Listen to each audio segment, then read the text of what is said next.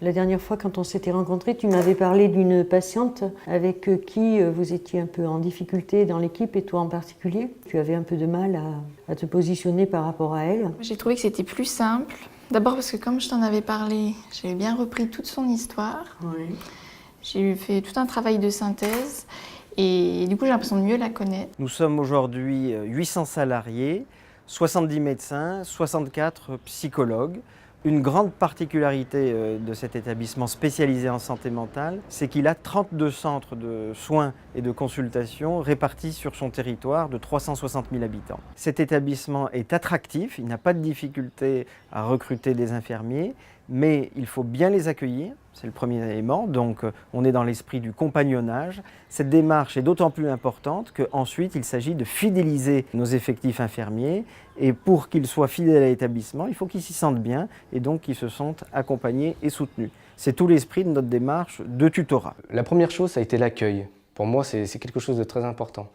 C'est ce qui m'a permis de me dire, il y a quelqu'un qui est là pour moi, en cas de souci, en cas d'interrogation, et après l'échange. C'était pas prof à élève, c'était vraiment professionnel à professionnel. Ça a duré un peu plus d'1 an, mais c'est vraiment dans l'évolution où j'ai pu, moi, acquérir en tout cas, des outils, des bagages pour avoir une prise en charge de la meilleure qualité possible. Ce dispositif s'inscrit au départ dans le plan psychiatrie et santé mentale 2005-2008. Il y a une circulaire en 2006 qui a incité les établissements de santé en psychiatrie à mettre en place le tutorat. Ce dispositif répondait en tout cas pour nous à 2 objectifs. Celui de la circulaire qui était de compléter la formation initiale des infirmiers qui dans les IFSI était sans doute insuffisante pour la discipline psychiatrique.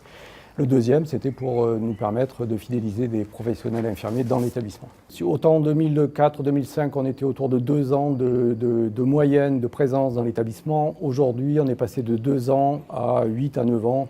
On a mis en place tout de suite un parcours professionnalisant. Le point fort est d'accompagner les agents en leur proposant 2 jours de formation d'intégration des nouveaux arrivants. Ensuite, un parcours de formation qui représente 35 jours de formation, un accompagnement de tutorat qui, lui, a permis de recruter des tuteurs.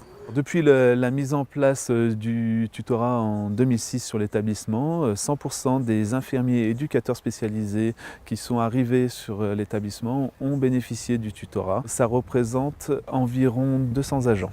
Donc on se voit en entretien, on en parle et puis elle m'envoie aussi, on communique beaucoup par mail, elle m'envoie énormément d'articles sur plein de sujets variés. Il va falloir que tu te débrouilles. C'est elle à un moment qui va te dire oui, mais Perrine, moi j'ai été violée effectivement, ou j'ai été, je sais pas, battue, violentée. Les tuteurs sont des infirmiers et des éducateurs spécialisés, pairs expérimentés. Nous avons actuellement dans le groupe de tuteurs donc 7 tuteurs, dont 3 qui sont retraités. Le tutorat s'est imposé à moi. Voilà, comme une opportunité.